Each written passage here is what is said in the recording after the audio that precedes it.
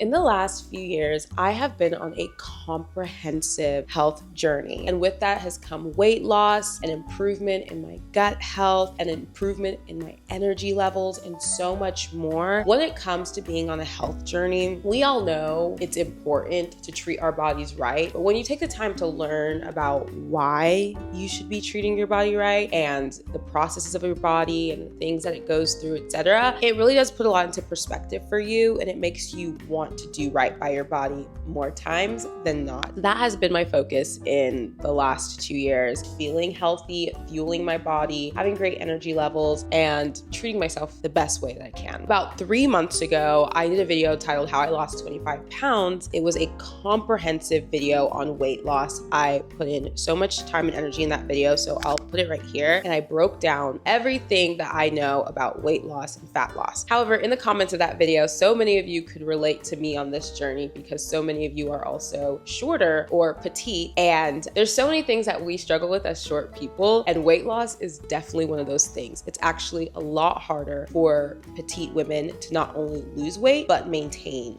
weight loss. It felt so validating to see so many other women and men in the comment section share their struggles with weight loss while being shorter, and I just want to let you know that it's real. You are not wrong and you are not crazy, and please do not let anyone gaslight you into thinking otherwise, because it is much harder, especially if you're a petite woman who has a big appetite. Like me, I have the appetite of a 6-foot man. Not entirely, but having such a large appetite is where the struggle comes in with this journey. So I am going to be sharing some tips and tricks on how to lose and maintain weight as a petite woman or a shorter woman. I always like to put a disclaimer on these videos. Obviously, we are talking about weight loss, so if this is something that is triggering to you, if numbers, scales, all that stuff is triggering, please click off this video. Join us in another one. Also, I do want to say this. I am a certified personal trainer. I am certified through NASM. I am really passionate about health and fitness. I have my bachelor's of science in biology and a minor in chemistry, and I have always cared about health and wellness. It's just always been a part of my life. However, I am not a doctor. I'm not a physician. I'm not a nurse practitioner. I'm not a PA. I'm none of those things. So I think it's really important to make sure that you are going and seeking professional advice when it comes to changing your lifestyle up, getting your blood work done, getting a professional's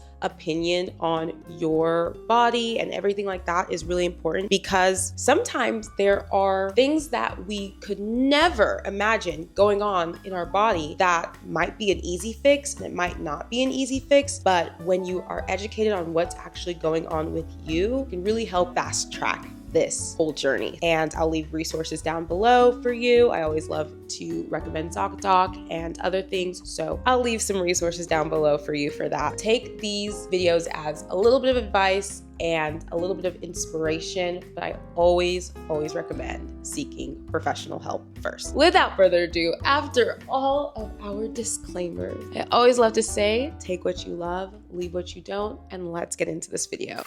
A little bit about me. I am currently 31 years old. I am 4'11", and I am 125 to 126 pounds. Now, my highest weight was 155 pounds, and I hit that around my 30s, and my lowest weight has been around 120, and that was around like my mid 20s. Now, once I entered into my late 20s, early 30s, it has been so much harder to lose weight. If you've been on this channel for a long time, you know that I have been on multiple weight loss journeys. It's not hard for me. I mean, it can be hard mentally to get myself in that place, but I know what my body needs and how my body functions when it comes to weight loss, and it's never been hard for me until I entered my 30s. And I will say this, it is a lot harder to lose weight when you're in your 30s. It's not just about your metabolism slowing down, it's about your mindset being a lot more different. You care a lot less because you're a lot more confident in who you are, how you look, and all these things. And it's really hard for you to even care about weight loss. However, just because you are confident in your body and who you are does not mean it is not important to care about your health. Because I know for me, when I hit my highest weight at 155 to 160, it came with a lot of health issues that I could not ignore. I was dealing with a lot of joint issues, back pain, knee pain. My energy levels were so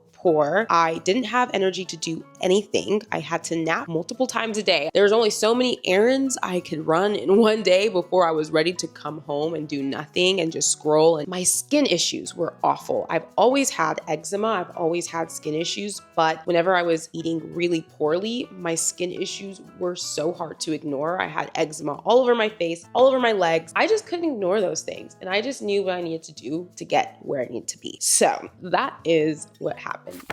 Now, being shorter is a whole different ball game because the margins of error are so much more slim for us. And when your margins of error are so slim, it's just so much more important for you to be mindful of your routine and your habits, okay? You just have to be a lot more mindful of it. With that being said, it's important to calculate your TDEE first. TDEE stands for total daily energy expenditure. This is the total amount of energy that you expend in one day from doing everything from sleeping, eating, working out, working. This is a comprehensive view of how much energy you burn as a person. Now, how do you calculate your TDEE? Well, you can go to tdeecalculator.net and enter your information. It's going to ask you for your gender, your height, your weight, your age, and your activity levels. So your activity levels meaning how active you are in your day. The TDE calculator is going to calculate an approximate number for you.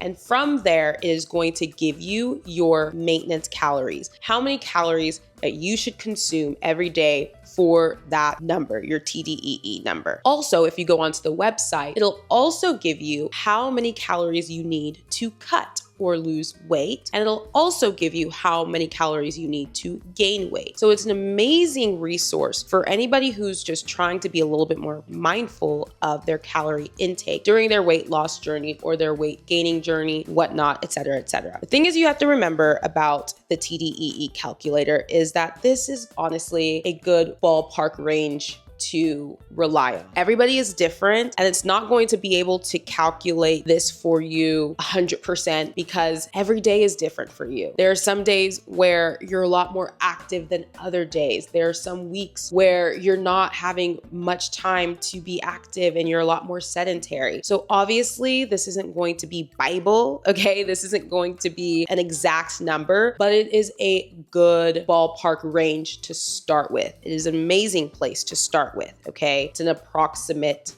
calculation and you should look at it as that. I'm gonna go in here with you and fill this out. So a female, currently 31 years old, currently 125 pounds. I'm 4'11", and I would say that I am someone who exercises moderately. I'm gonna calculate that, and it's gonna tell me that my calories per week, that TDEE number is 12,886 calories approximately, but my maintenance calories would be about 1841. Now, if you scroll down, you'll get to the macronutrients section. It has maintenance, cutting, and bulking. You can press the cutting portion and it'll tell you that to cut my calories and to be in a deficit, a calorie deficit to lose weight, my calories would be around 1,341 calories per day. And this is a 500 calorie per day deficit. Now, when you are shorter, that number tends to be a lot lower, right? When you're shorter, your calorie deficit, sometimes it'll tell you it's between 1,200 and 1,400 calories. And let me tell you, that can feel really low for a lot of us. I know for me, 1,300 calories is really low. It's really hard for me to only consume 1,300 calories every single day. And for some short people, it's easy. It is so easy for them to only hit 1,200 to 1,400 calories. And there's nothing wrong with having a bigger appetite. You just have to work with it, okay? You just have to work with it. I will say that you do not have to be in a 500 calorie deficit, okay? You can be in a 250 calorie deficit and still see weight loss. You could be in a 100 calorie deficit and see weight loss. Now, how much weight loss you're going to see in that period of time is going to vary and it's going to be quite different, but you can can still see weight loss. You might not see a pound a week. It might be more like half a pound a week, but it is still weight loss. Now, when you are shorter, you kind of have to be a lot more mindful of the deficit because we don't have much wiggle room down here. And if you veer off a little too much, you will not see any weight loss. The margins of error are a lot slimmer. So what I do as someone who is shorter, who has a bigger appetite, is I make sure that I am increasing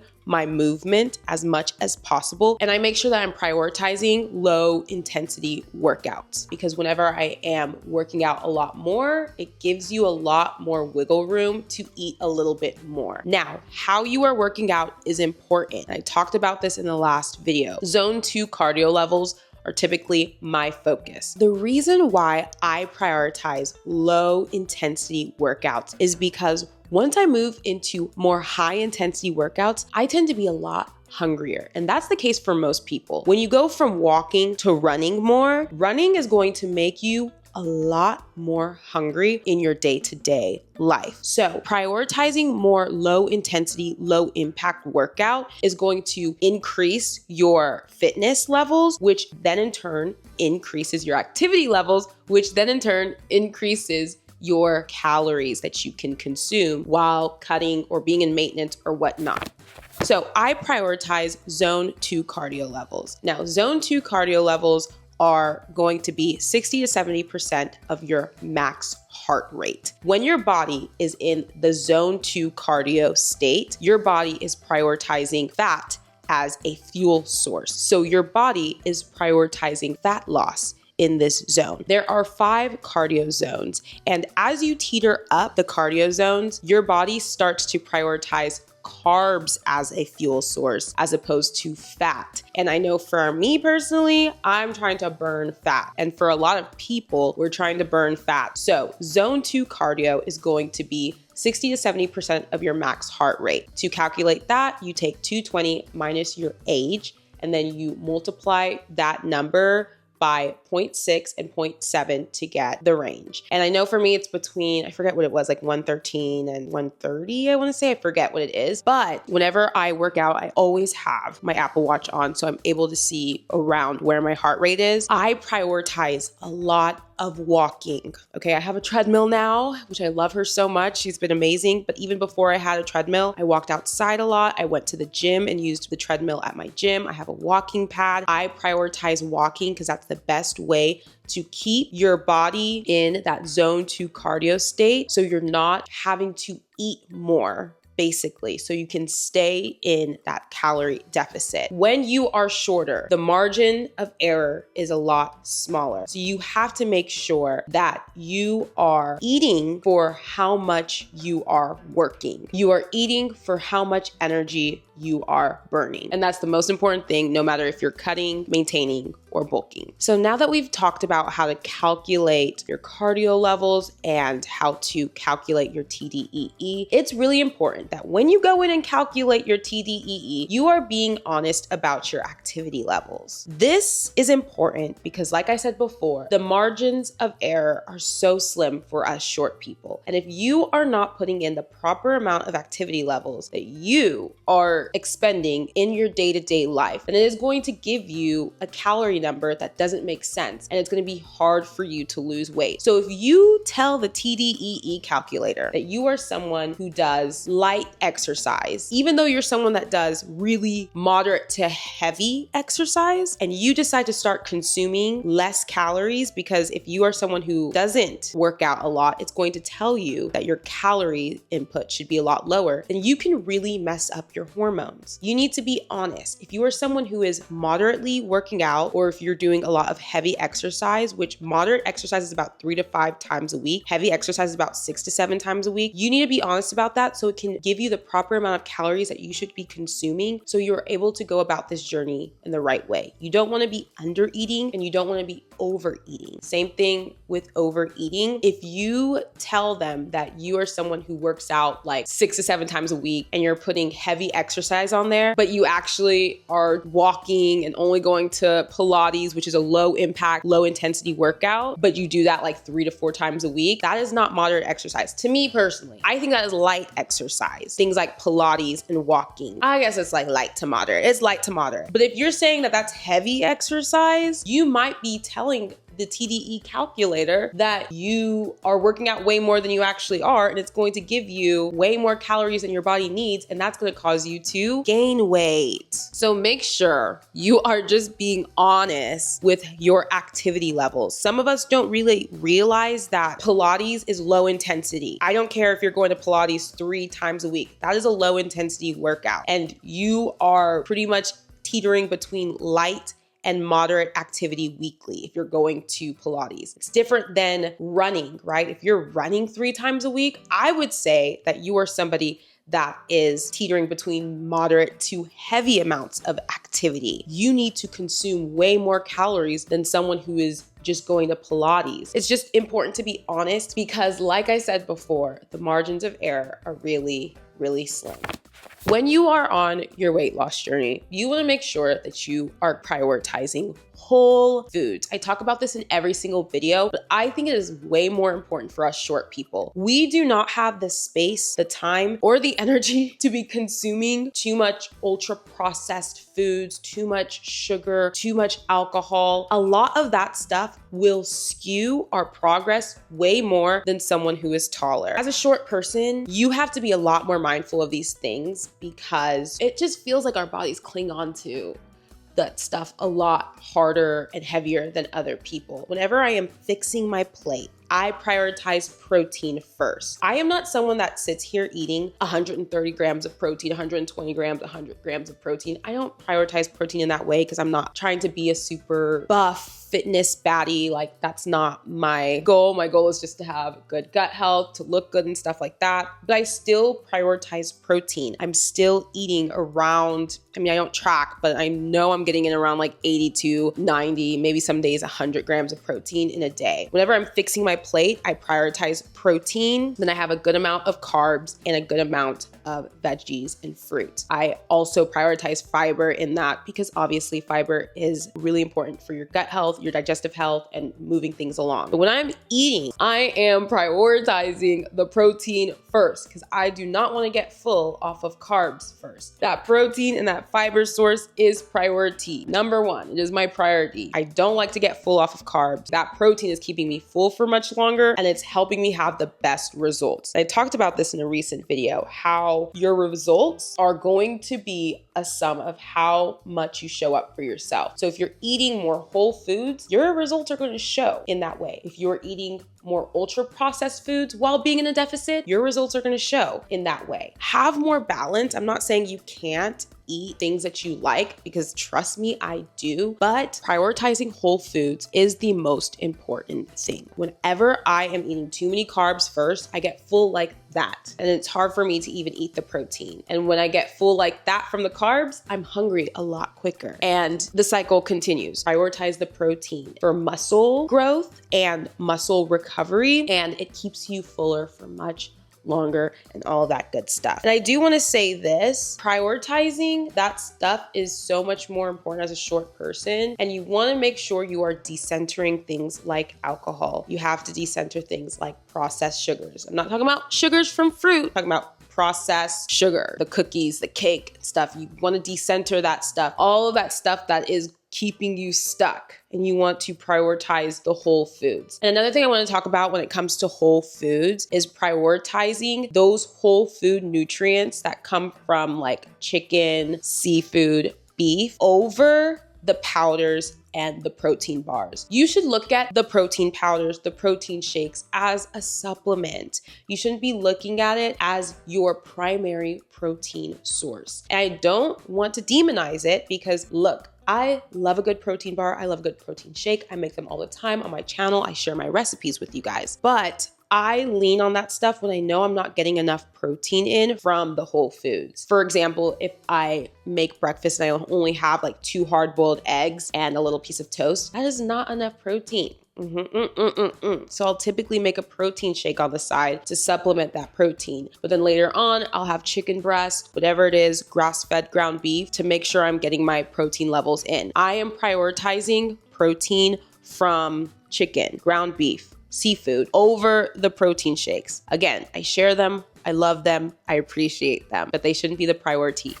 Going back to our calorie deficit, I think it's important to remember that the calorie deficit is not meant to be easy. It is never going to be easy. It's going to feel easier the longer you're in it, but it is not meant to be easy. Earlier, I was talking about how 1,200 to 1,400 calories isn't great for me. So I make sure that I increase my zone 2 cardio levels so I'm able to increase my calories slightly. Just because I'm increasing my calories slightly doesn't mean I'm jumping up to 1,800 calories. When I say increasing slightly, I'm talking maybe an extra 200. I do want you to realize and to remember that your calorie deficit is not meant to be easy. You're going to feel uncomfortable during it, and that is okay. It is not supposed to feel comfortable. You are not supposed to be starving. You're not supposed to feel so hungry that you are starving, but you are going to feel so at the end of the day. You're going to feel sometimes like you could eat a lot more. You're going to feel sometimes like you want more. It doesn't mean that you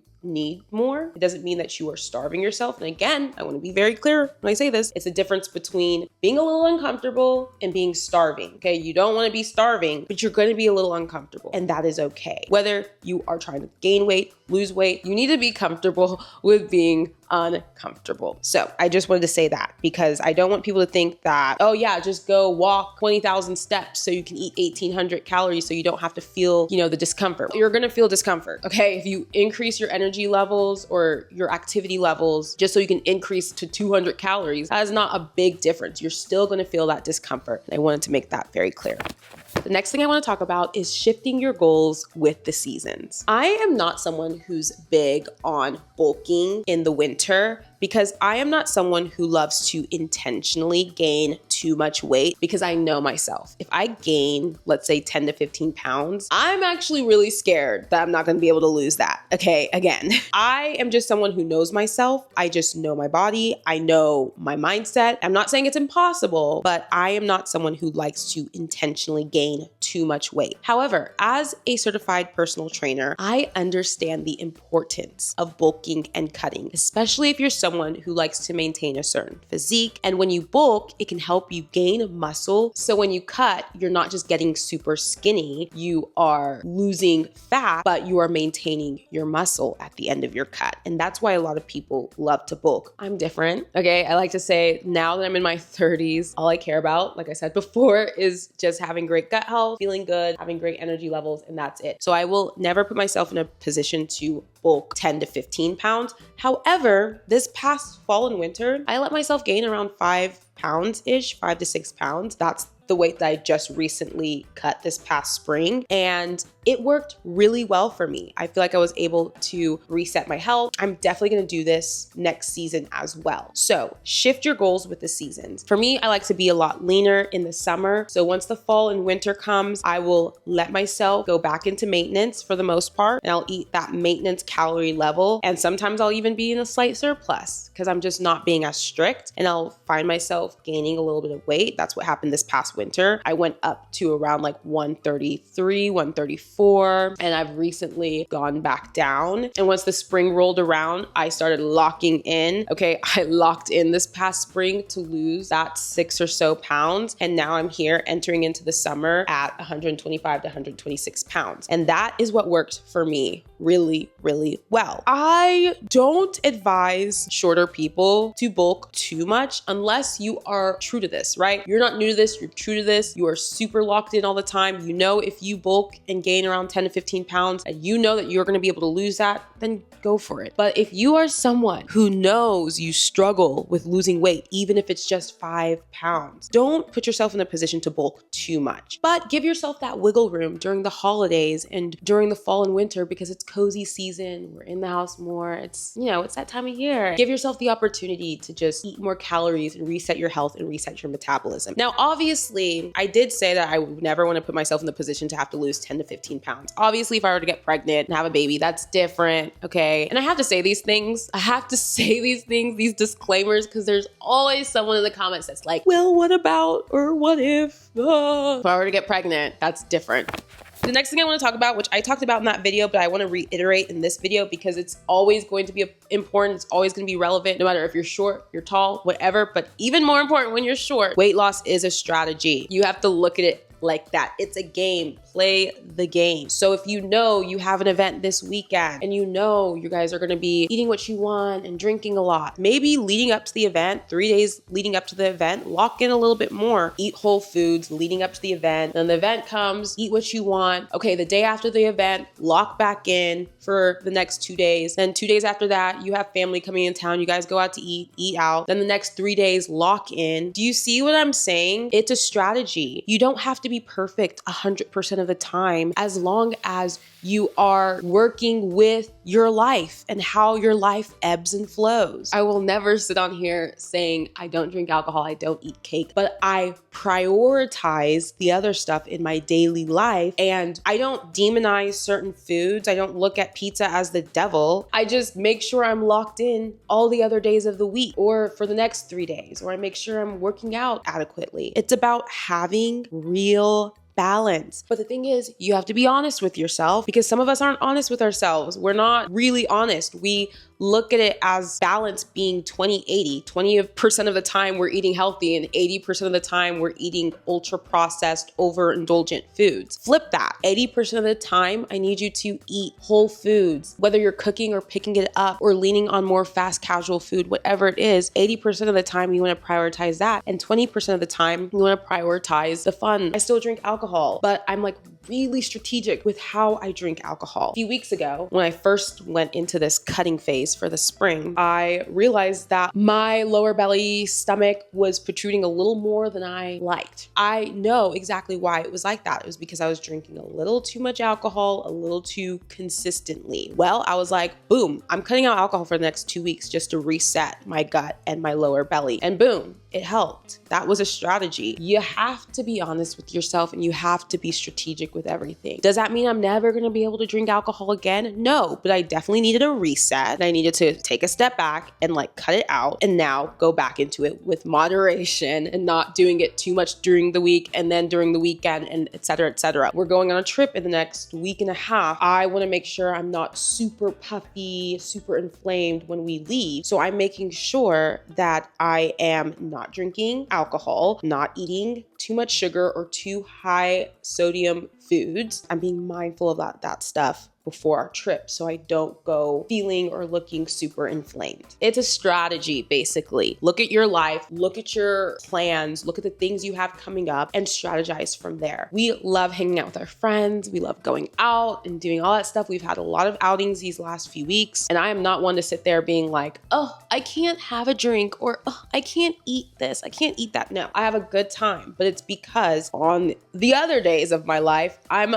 locked in and I'm paying attention to that stuff because I know how hard it is for me to bounce back if I don't. And that is honestly it, guys. That's gonna be it for this video. I feel like there's so much more that I can talk about, but I'm gonna do that in a separate video. I do wanna say this. Let me know if you have any additional questions down below, or if there's anything you want me to elaborate on, because I feel like I touched the surface on a lot of these topics and I feel like I can go in depth with a lot of this stuff, a lot more in depth than I did. So let me know if you'd like me to go more in depth with some of this stuff down below, and I definitely will. Thank you so much for joining me today. I will catch you in the next video.